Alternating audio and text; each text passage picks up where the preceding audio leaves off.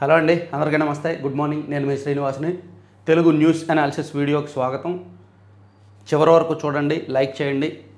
So direct కంటెంట్లోకి వెళ్ళిపోతున్నాను. నిన్న CM గారు మంత్రులు అండ్ హెచ్ఓడీలతో మీటింగ్ పెట్టారు. ఆ మీటింగ్లో కొంతమంది మంత్రుల విషయంలో ఆయన ఆ మంత్రుల పనితీరు, ఆ మంత్రుల ఫైల్స్ క్లియరెన్స్, సెంట్రల్తో లైజనింగ్ చేసే విషయంలో, కేంద్ర ప్రభుత్వం నుంచి నిధులు తెచ్చే విషయంలో కొంతమంది మంత్రులు వెనుకబడుతున్నారని చెప్పి వాళ్ళ పట్ల అసహనం వ్యక్తం చేశారు.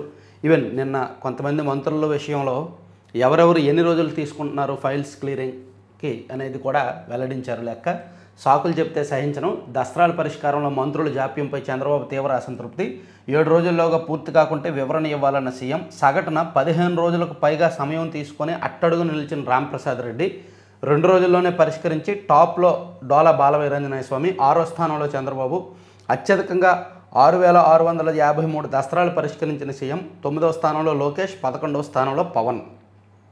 ఇలా మంత్రులు దస్త్రాల క్లియరెన్స్కి సంబంధించి ఎవరెవరు ఎన్ని రోజులు తీసుకుంటున్నారు. డోలా బాలవీరాంజనేయ స్వామి గారు ఒక్కొక్క దస్త్రం పరిష్కారానికి సగటున 2 రోజులు 41 నిమిషాలు తీసుకుంటే, మండిపల్లి రాంప్రసాద్ రెడ్డి గారు ఒక్కొక్క ఫైల్ క్లియర్ చేయడానికి 15 రోజులు 19 గంటల 53 నిమిషాలు టైం తీసుకుంటున్నారు యావరేజ్గా. సో అలా రాంప్రసాద్ రెడ్డి గారు, కొల్లు రవీంద్ర గారు, పయ్యావుల కేశవ్ గారు, నాదెళ్ల మనోహర్ గారు, కొలుసు పాదశారథి గారు వీళ్ళందరూ కూడా అట్టడుగున ఉన్నారన్నమాట ఫైల్స్ క్లియరెన్స్లో. చంద్రబాబు నాయుడు గారు ఎంత వేగమో చూడండి, ఫైల్స్ ఆయన దగ్గరకు విపరీతంగా వస్తున్నాయి. 6,653 ఫైల్స్ వచ్చాయి. యావరేజ్గా ఒక్కో ఫైల్కి 3 రోజులు 8 గంటల 18 నిమిషాలు టైం తీసుకుంటున్నారు. ఇట్లా మంత్రుల విషయంలో సో రాంప్రసాద్ రెడ్డి విషయంలో సీఎం గారు అసహనం వ్యక్తం చేశారు. ఆయన ఎందుకు అలా జాప్యం చేస్తున్నాడు అనేది కూడా వివరణ తీసుకున్నారు. మరోసారి ఇలా రిపీట్ కాకుండా చూసుకోమని చెప్పారు. అలాగే కేంద్రంతో లైజనింగ్ విషయంలో కూడా మంత్రులకు సీఎం క్లాస్ స్పీకర్, కేంద్ర ప్రభుత్వంతో లైజనింగ్ చేసుకోండి అని, దస్త్రాల ట్యాంపరింగ్కి అవకాశం లేకుండా బ్లాక్ చైన్ విధానం, జనవరి 15 నాటికి అన్ని సేవలు ఆన్లైన్లోకి రావాలి అని చెప్తూ బిజినెస్ రూల్స్తో సవరణలు చేస్తాం అని చెప్పారు. అలాగే ప్రజలకు నచ్చేలా పాలన లేకుండా బంగారం ఇచ్చినా ఉపయోగం లేదు, ఎవరు తప్పు చేసినా ఆ ప్రభావం ప్రభుత్వంపై ఉంటుంది, రుణాలు రీషెడ్యూల్ వల్ల 7,000 కోట్ల ఆదా, కేంద్ర పథకాల నిధులు ఎందుకు ఖర్చు చేయరు, సెంట్రల్ గవర్నమెంట్ నుంచి వస్తున్న నిధులు కొన్ని శాఖల్లో మిస్యూజ్ అవుతున్నాయి, అలా మిస్యూజ్ అవడం వల్ల మళ్ళీ కొన్ని వెనక్కి వెళ్ళిపోతున్నాయి. సో అలా మిస్యూజ్ అవ్వకుండా చూసుకోండి, ఖర్చు చేయండి, కేంద్ర ప్రభుత్వంతో లైజనింగ్ చేసుకోండి, నిధులన్నీ కూడా సకాలంలో వినియోగించుకోండి, అలాగే ప్రతి శాఖలో కూడా సంతృప్తి 80% పైగా ఉండాలి అని మంత్రులకు సీఎం గారు హెచ్చరించారు. అండ్ సున్నితంగా క్లాస్ స్పీకర్ అన్నమాట. అది అన్ని పత్రికల్లో, ఈవెన్ ఆంధ్రజ్యోతిలో కూడా పరుగులు తీయాలి అని వేశారు. మంత్రులు, కార్యదర్శులు, హెచ్ఓడీలకు సీఎం ఆదేశం, ఆయా శాఖల పనితీరుపై సుదీర్ఘ సమీక్ష, ప్రోగ్రెస్ రిపోర్ట్, సంతృప్తి శాతాలతో ప్రజెంటేషను, నిర్దిష్ట లక్ష్యాలు విధిస్తూ ఆదేశాలు, సంక్షేమం అభివృద్ధి 2 జరగాల్సిందే అని. సో ఇక్కడ సీఎం గారు మంత్రులకు ఏ విధంగా బోధించారనేది ఈవెన్ ఆంధ్ర ప్రభలో కూడా మీ పనితీరు మారాలి, ఫైల్ పెండింగ్లో పెట్టొద్దని ఇచ్చారండి. సో ఈ అంశం తర్వాత మనం మరొకటి చెప్పుకోవాల్సింది, అమెజాన్ నిన్నే మైక్రోసాఫ్ట్ ఇండియాలో అతిపెద్ద పెట్టుబడి పెట్టబోతోంది అని ఒక వార్త వచ్చింది.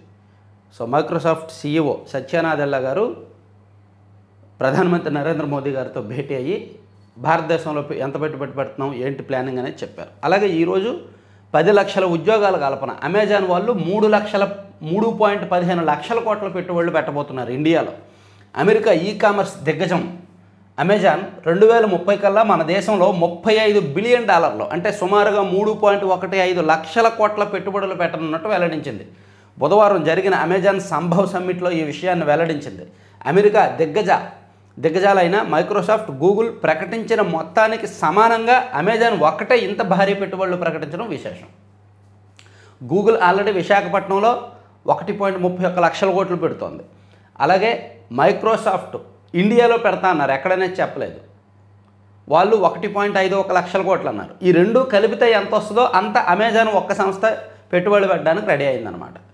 ఇది ఒక పెద్ద అంశం. అలాగే వివేకానంద రెడ్డి గారి కేసుకు సంబంధించి పాక్షికంగా తదుపరి దర్యాప్తు చేయమని సిబిఐ కోర్టు నిన్న వెల్లడించింది. సునీత రెడ్డి గారు వేసిన పిటిషన్ను యాక్సెప్ట్ చేస్తూ తదుపరి దర్యాప్తు కొనసాగించడానికి సిబిఐకి అనుమతిస్తూ హైదరాబాద్లోని సిబిఐ కోర్టు బుధవారం ఉత్తర్వులు జారీ చేసింది. దర్యాప్తుపై వివేక కుమార్తె సునీత లేవనెత్తిన సందేహాల నేపథ్యంలో కొన్నింటిపై దర్యాప్తు కొనసాగించవచ్చని పేర్కొంది. వివేక కేసులో లోతైన దర్యాప్తు కొనసాగించేలా ఆదేశాలు జారీ చేయాలంటూ ఆమె దాఖలు చేసిన పిటిషన్పై సిబిఐ ప్రధాన కోర్టు న్యాయమూర్తి డాక్టర్ టి రఘురాం బుధవారం రాత్రి 9 గంటల తర్వాత తీర్పు వెలువరించారు. సునీత దాఖలు చేసిన పిటిషన్ను పాక్షికంగా అనుమతిస్తూ ఉత్తర్వులు జారీ చేశారు. సో వివేకానంద రెడ్డి గారి కేసు దర్యాప్తు తదుపరి నెక్స్ట్ లెవెల్కి వెళ్తుందన్నమాట. మళ్ళీ దర్యాప్తు చేయబోతున్నారు. ఇక ఓట్లు చోరీ విషయంలో నిన్న లోక్సభలో చర్చ జరిగింది, వాదోపవాదాలు జరిగాయి. బీజేపీ తరపున అంటే అధికార పక్షం తరపున అమిత్ షా గారు, విపక్షాల తరపున రాహుల్ గాంధీ గారు ఇద్దరికీ మధ్య మీదే ఓటు చోరీ, ఆనాడు నెహ్రూ చేసింది అదే, ఇందిరా సోనియాలు కూడా దానికి పాల్పడ్డారు, చొరబాటుదారుల తొలగింపులో వెనక్కి తగ్గం అమిత్ షా, నేను లేవనెత్తిన అంశాలపై చర్చకు రాగలరా రాహుల్ అని ఇద్దరికి మధ్య వాదోపవాదాలు జరిగాయి ఈ ఓటు చోరీ అంశంలో.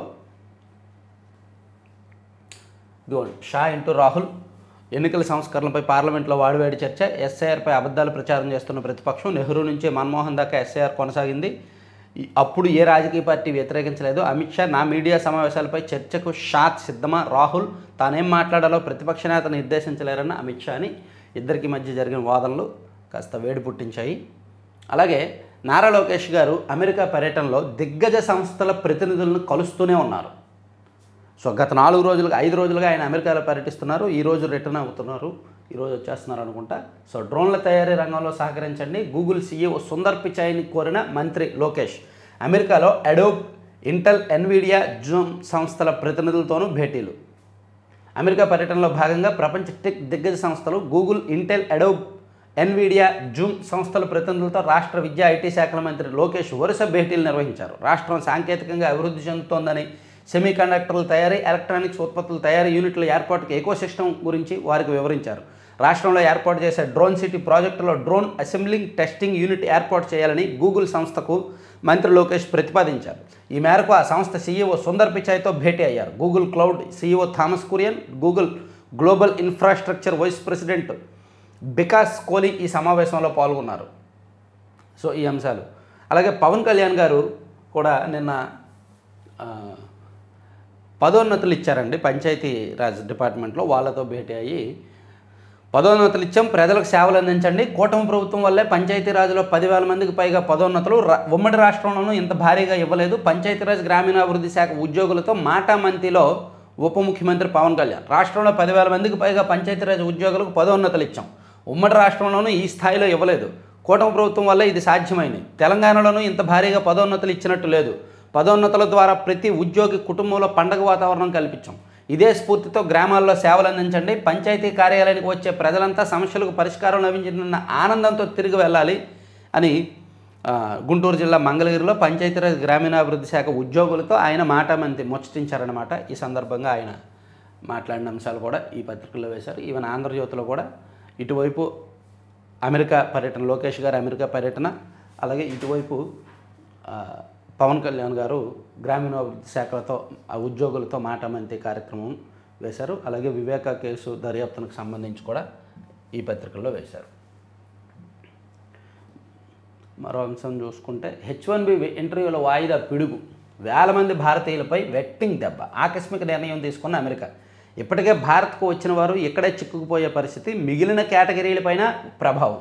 అమెరికా ప్రభుత్వం తీసుకున్న ఆకస్మిక నిర్ణయం 1000 మంది భారతీయులను తీవ్ర ఇబ్బందుల్లోకి నెట్టింది.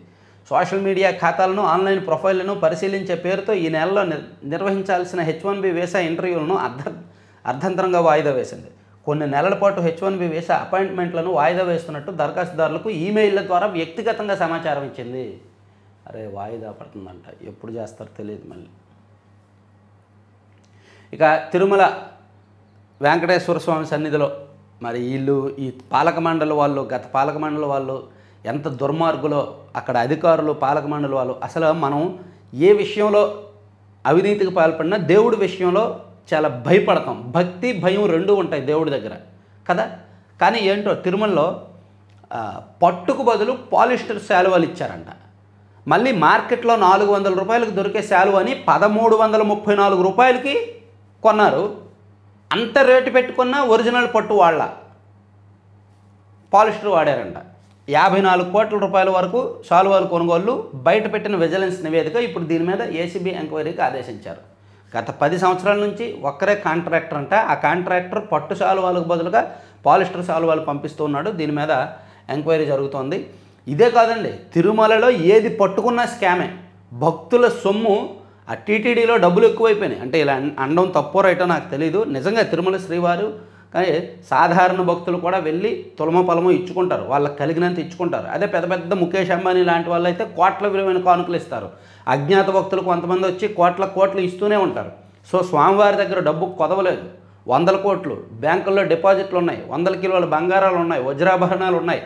సో ఇవన్నీ కూడా స్వామివారి సేవకు ఉపయోగించాల్సింది, భక్తుల సౌకర్యాలకు ఉపయోగించాల్సింది, ఆలయ నిర్వహణకు ఉపయోగించాల్సింది వీళ్ళు పందికొక్కులాగా తినడానికి ఉపయోగిస్తున్నారు. పార్టీలకు సంబంధం లేకుండా చెప్తున్నారు. ఎందుకంటే గత 10 ఏళ్ల నుంచి జరిగిందంట ఇది. అక్కడ అంతే, రోడ్డు బాగానే ఉంటుంది, కానీ రోడ్డు వేయడానికి ఎవరికో తెలిసిన వాడు కాంట్రాక్ట్ ఇచ్చి రోడ్డు వేస్తారు. మంచి బాగున్న రోడ్డు మీద మళ్ళీ రోడ్డు వేస్తారు. ఎందుకంటే బాగున్న రోడ్డు మీద రోడ్డు వేస్తేనే వాడికి ఎక్కువ మిగులుతుంది. అలాగే డ్రైన్లు కానీ ఫుట్పాత్లు కానీ, అలాగే జీడిపప్పు అంటారు, బెల్లం అంటారు. అంటే అక్కడ కావాల్సిన సరుకుల కొనుగోలులో కూడా బయటకంటే ఎక్కువ రేటే. విపరీత ఏది పట్టుకున్న స్కామ్ జరుగుతుంది అక్కడ. అందుకే భక్తులు అటువంటి ఆలయాల్లో అంటే మీరు భక్తి ప్రదర్శించుకోండి, కానీ వాళ్ళకి అవినీతి చేసే అవకాశం ఇవ్వద్దు. అది ఎక్కువ ఉంది. తర్వాత ఆయన అవినీతి అనకుండా విశ్రాంత ఈఎన్సీ శ్రీనివాస్ అక్రమాస్తుల కేసు నమోదు, ఏకకాలంలో 7 చోట్ల సోదాలు, కీలక డాక్యుమెంట్లు. వెళ్దాం నెక్స్ట్ పేజీలో చూద్దాం. శ్రీవారి సేవలో పట్టుదగ, గుత్తేదారు సరఫరా చేసిన శాలువాల కొనుగోలులో అవకతవకలు నిజం. తిరుమలలో సిఫార్సు దర్శనాలు రద్దు రోజులు ఇవే. డిసెంబరు జనవరి నెలలో పలు పర్వదినాలను పురస్కరించుకొని తిరుమలలో వీఐపీ బ్రేక్ సిఫార్సు దర్శనాలను తిరిగి రద్దు చేసింది. ఈ నెల 23న వైకుంఠ ఏకాదశి దర్శనాన్ని దృష్టిలో ఉంచుకొని ఈ నెల 29 నుంచి 8 వరకు రథసప్తమిని పురస్కరించుకొని జనవరి 25న ప్రోటోకాల్ ప్రముఖులకు మినహా వీఐపీ బ్రేక్ దర్శనాలు రద్దు చేస్తున్నట్టు వెల్లడించారంట. సో వీడియో ప్రతి ఒక్కరు లైక్ చేయండి. మీ ప్రతి లైక్ ఇంపార్టెంట్ అండి.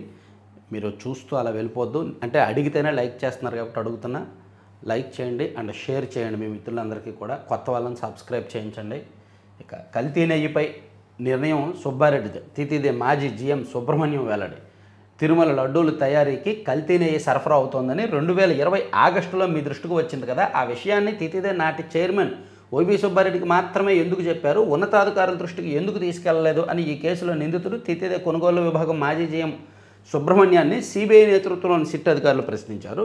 నమూనా ల్యాబ్కు పంపించమని వైవీనే చెప్పినందున ఆయనకే కల్తీ విషయాన్ని తెలిపామని సుబ్రహ్మణ్యం సమాధానం ఇచ్చారు.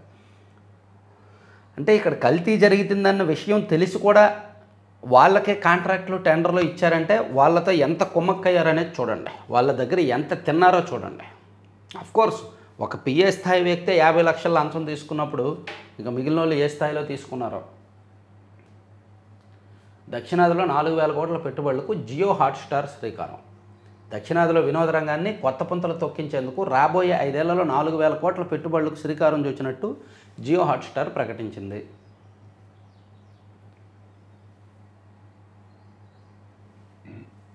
పరకామణి చోరీ కేసు సమాచారాన్ని ఈడీ ఐటీ విభాగాలతో పంచుకోండి. సిఐడి ఏసీ డీజీలను ఆదేశించిన హైకోర్టు. మంచుగడ్డల మన్యం.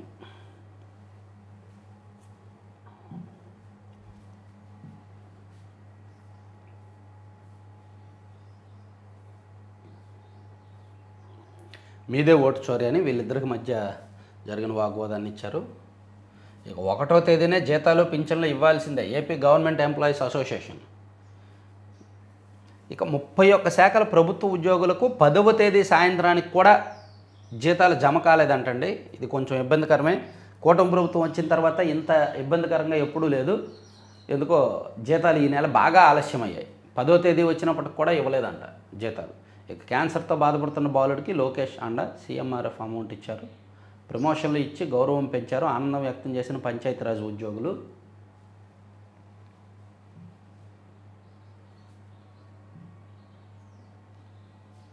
వందే భారత్ ఎక్స్ప్రెస్ నరసాపురం వరకు కొనసాగింపు. ధాన్యం కొనుగోలు కేంద్రాలను సందర్శించండి. ఎన్డీఏ ప్రజాప్రతినిధులకు సీఎం సూచన. ఉల్లి బకాయిలను విడుదల చేయండి. సబాబులకు ధర కల్పించండి. పంట ఉత్పత్తుల కొనుగోలులో సమీక్ష సందర్భంగా చంద్రబాబు ఆదేశం. CCI పత్తి కొనుగోలుపై అసహనం, కేంద్రానికి లేఖ రాయాలని సూచన. గూగుల్ డేటా సెంటర్కు మార్చిలో శంకుస్థాపన. సిలికాన్ వ్యాలీలో ఏరియా కౌన్సిల్ సమావేశంలో లోకేష్. 12న విశాఖలో 7 IT సంస్థలకు భూమి పూజ. హాజరు కానున్న సీఎం చంద్రబాబు, మంత్రి లోకేష్.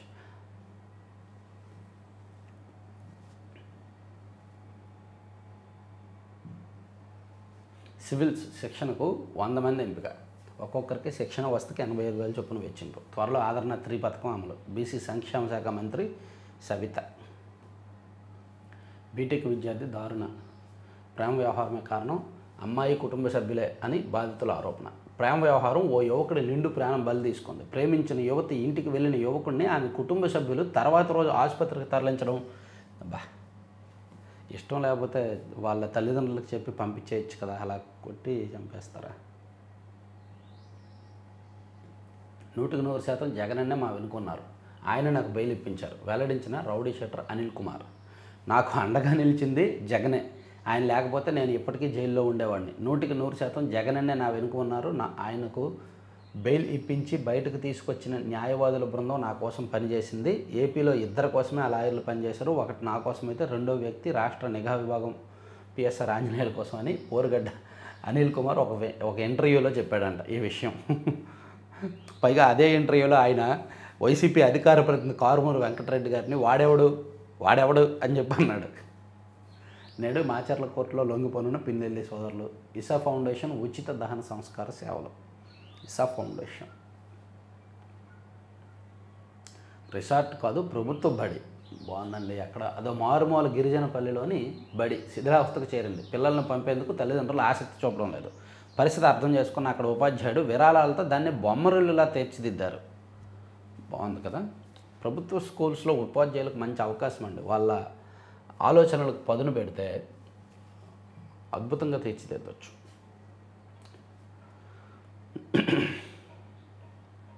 సరే, పక్కన పెడితే సాక్షిలో చూద్దాం. వీళ్ళ కోటి సంతకాల గోలేంటో. కోటి గళాల గర్జన. ప్రభుత్వ మెడికల్ కాలేజీల ప్రైవేటీకరణ నిరసిస్తూ కోటి సంతకాలతో ర్యాలీలు. ఇక్కడ నాకు ఒకటి అర్థం కావట్లా. నిజంగా వీళ్ళ కోటి సంతకాలు ఫేక్. చాలా నియోజకవర్గాల నుంచి నాకు అసలు కొన్ని నియోజకవర్గాల్లో అయితే వాళ్ళకు వచ్చిన ఓట్ల కంటే సంతకాలు పెట్టిన వాళ్ళు ఎక్కువ ఉన్నారు. ఉదాహరణకు చంద్రగిరి నియోజకవర్గంలో వాళ్ళకు వచ్చిన ఓట్ల కంటే సంతకాలు 20,000 సంతకాలు ఎక్కువ వచ్చాయి. అలా కనిగిరి లాంటి ప్రాంతంలో కూడా అదే పరిస్థితి ఉందంట. సో చాలా చోట్ల ఈ కోటి సంతకాలు ఫేక్. నిజంగా వాళ్ళు ఇదిగో మా నియోజకవర్గంలో 8 మంది సంతకం చేశారు అని చూపించినంత ఫేక్. చాలా వరకు ఒకే వ్యక్తి ఇంట్లో కూర్చొని 100 సంతకాలు 200 సంతకాలు వైసీపీ కార్యకర్తలు పెట్టేసి పంపించారు. ఇది వాళ్ళు విపరీతంగా ప్రమోట్ చేస్తున్నారు. కోటి సంతకాలు సక్సెస్ అయింది, కోటి సంతకాలు సక్సెస్ అయింది అని. ఆ కార్యక్రమం ఎలా ఫెయిల్ అయింది అనేది ఒక్క టీడీపీ వాడు వివరించట్లా. ఒక టీడీపీ నాయకుడు ఎవడో ఆ నియోజకవర్గంలో వాళ్ళు ఏ విధంగా సంతకాలు సేకరించారు, అది ఎక్కడ తప్పు అనేది ఎందుకు చెప్పట్లేదు టీడీపీ వాళ్ళు? అంటే అధికారంలో ఉన్న వాళ్ళు ధీమా, ఓవర్ కాన్ఫిడెన్స్, చేతకాంతనానికి ఇదే నిదర్శనం. ప్రతిపక్ష పార్టీ వాళ్ళు ఇంత ఫేక్ ప్రచారాన్ని జనంలోకి తీసుకెళ్తుంటే, మేము కోటి సంతకాలు చేయించేసాము, జనం అంటే ప్రభుత్వానికి వ్యతిరేకంగా మేము సక్సెస్ అయ్యామని చెప్తుంటే, దానిలో ఉన్న డొల్లతనాన్ని, దానిలో ఉన్న అబద్ధాన్ని, అంతర్గత అంశాన్ని వీళ్ళు చెప్పాలి కదా. టీడీపీ వాళ్ళు అక్కడ ఫెయిల్ అవుతున్నారు. అదే టీడీపీతో సమస్య. 18న గవర్నర్తో వైఎస్ జగన్ భేటీ. కోటి సంతకాలను గవర్నర్కు అందజేయనున్న వైఎస్ జగన్. ఇక మెడికల్ కాలేజీల ప్రైవేటీకరణ అడ్డుకోండి. కేంద్ర ఆర్థిక మంత్రి నిర్మలా సీతారామన్కు వైఎస్ఆర్సీపీ ఎంపీల విజ్ఞప్తి. ఇదే అంశంపై కేంద్ర వైద్య శాఖ మంత్రి జేపీ నడ్డాకు వైఎస్ఆర్సీపీ లేఖ. ఒక్క అంశంపైన విచారణ, అది కూడా నెల రోజుల్లో పూర్తి కావాలి. వివేక కేసులో సిబిఐ దర్యాప్తుపై న్యాయస్థానం ఆదేశాలు. ఒక్క అంశంతోనే విచారణ అంట.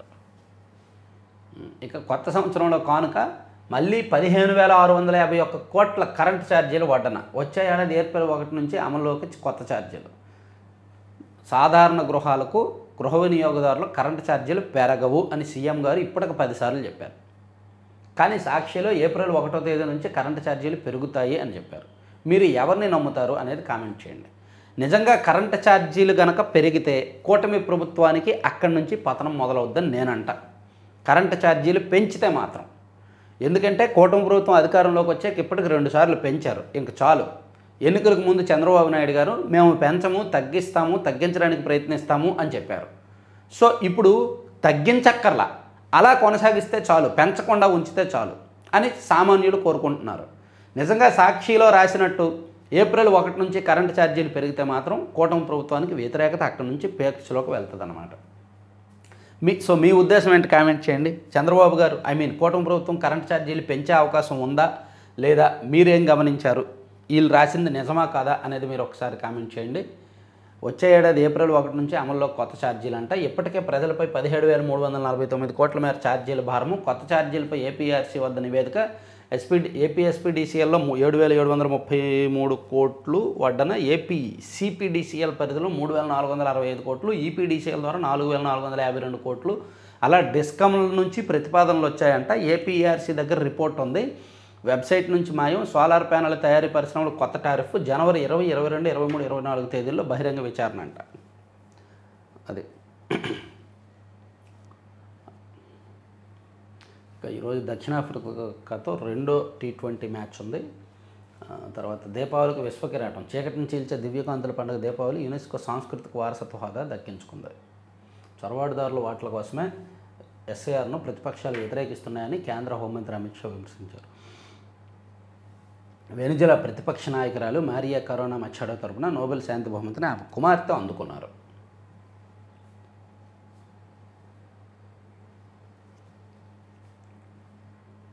కోటి గలాల గర్జన, గర్జించండి అమ్మ, గర్జించండి.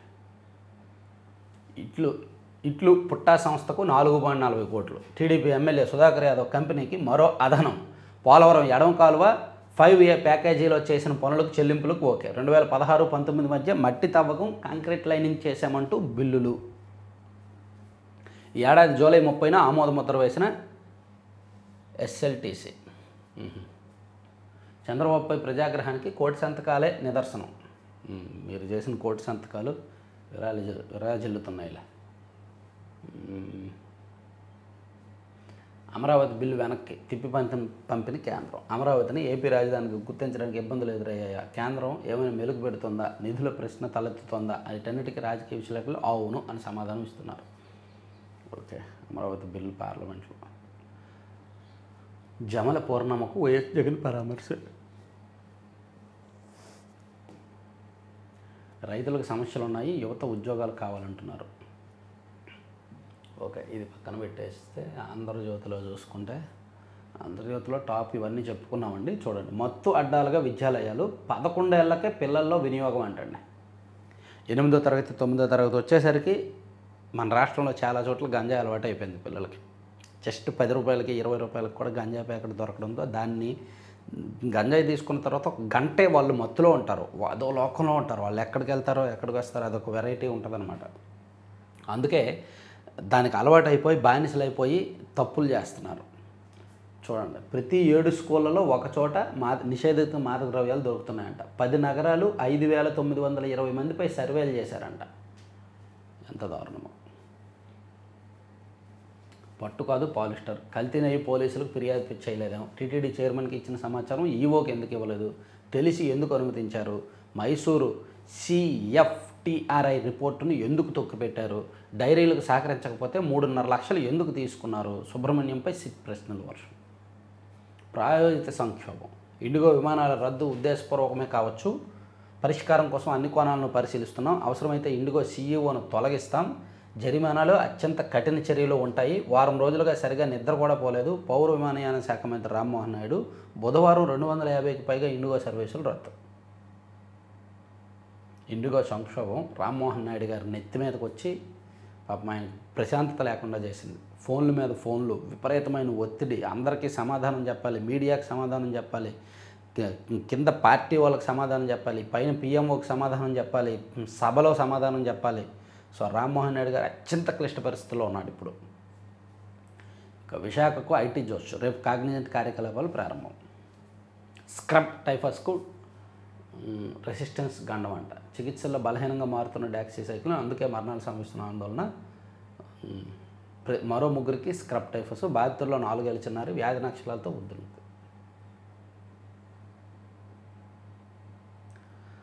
భయపడినట్టే జరుగుతోంది. రాష్ట్రంలో కలకలం రేపుతున్న స్క్రబ్ టైఫస్ కేసుల పరిష్కారంలో ఔషధ నిరోధకత ప్రభావం చూపుతోంది. ప్రస్తుతం రాష్ట్రంలో నమోదవుతున్న స్క్రబ్ టైఫస్ మరణాలకు యాంటీ మైక్రోబియల్ రెసిస్టెన్స్ ఏఎంఆర్ కారణమని వైద్య వర్గాలు అనుమానిస్తున్నాయి. స్క్రబ్ టైఫస్ చికిత్సకు వినియోగించే ప్రధాన యాంటీబయాటిక్ మందు డాక్సీసైక్లిన్. అయితే ప్రస్తుతం ఈ ఔషధం స్క్రబ్ టైఫస్పై ఏమాత్రం ప్రభావం చూపలేకపోతుంది. గత ఏడాది వేల సంఖ్యలో స్క్రబ్ టైఫస్ కేసులు నమోదైన మరణాలు అల్పంగానే ఉన్నాయి. ఈ ఏడాది మాత్రం కేసుల సంఖ్య తక్కువగా ఉన్న మరణాల సంఖ్య పెరిగింది. దానికి కారణం ఏంటంటే ఇప్పుడు వాడుతున్న ఆ యాంటీబయాటిక్ మందు పనిచేయట్లా. శరీరం మీద ఇటువంటి మచ్చలు వస్తున్నాయంట. నాకు 10 సంవత్సరాల నుంచి ఉన్నాయి ఇలాంటివి అక్కడక్కడ కాళ్ళ మీద. నేను దానికే ట్రీట్మెంట్ కోసం వెళ్ళా. ఇప్పుడు వరకు చెప్పలేదు ఎవరికి, ఇప్పుడు చెప్తున్నా. నేను కోయంబత్తూరు ట్రీట్మెంట్కి వెళ్ళింది ఇదిగో ఇట్లాంటి మచ్చలు ఉన్నాయి కదా, ఇవి నాకు కాళ్ళ మీద కొన్ని చోట్ల ఉన్నాయన్నమాట. అవి ఎప్పుడో ఒక డ్రగ్ ఎలర్జీ అంటే ఒక మెడిసిన్ ఏదో ఒక ఇంజెక్షన్ చేశారు, అది నాకు రివర్స్ అయింది. రివర్స్ అయినప్పటి నుంచి కాళ్ళ మీద ఓన్లీ మోకాళ్ళ కిందే, మళ్ళీ శరీరంలో ఇంకెక్కడ ఉండదు, ఓన్లీ మోకాళ్ళ కిందే అక్కడక్కడ మచ్చలు వస్తూ ఉన్నాయి. ఎన్ని మెడిసిన్స్ వాడినా తగ్గట్లా, ఎంత ప్రయత్నం చేసినా తగ్గట్లా, ఎన్నిసార్లు బ్లడ్ టెస్ట్ చేసినా తగ్గట్లా. చివరికి దీనికి ఆయుర్వేదం పంచకర్మ ట్రీట్మెంట్ తీసుకోవాలి, ప్లస్ స్కిన్ రిలేటెడ్ రక్తమోక్షణం ఇవన్నీ జరగాలి, బ్లడ్లో ఏమైనా ఉంటే ఇన్ఫెక్షన్ ఉంటే పోవాలని చెప్పి అక్కడ కోయంబత్తూరు వెళ్ళాను అనమాట. ఇది చూస్తే గుర్తొచ్చింది, చెప్పాలనిపించింది కాబట్టి చెప్పా. అయినా ఒక 30% నయమైంది.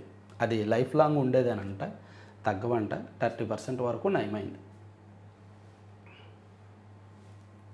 ఇక నోరు జాగ్రత్త. కర్ణాటక శాసనసభ్యుల్లో వేషపూరిత వ్యాఖ్యలు వ్యతిరేకరణ బిల్లు.